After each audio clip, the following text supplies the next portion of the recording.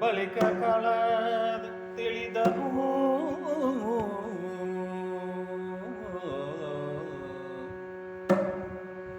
ಪತಿವ್ರತೆ ಲಲನಿ ಇವಳೆಂದೆನುತ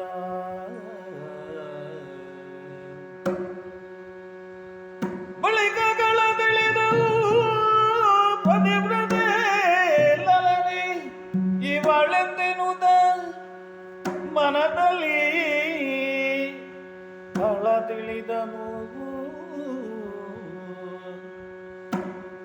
ಒಲಿದು ಮಾತಾಡಿಸಿದ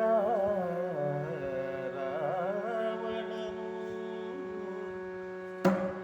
ಒಲಿದು ಮಾತಾಡಿಸಿದ ರಾವಣ ಅಧಿಕ ವಿನಯದಲ್ಲಿ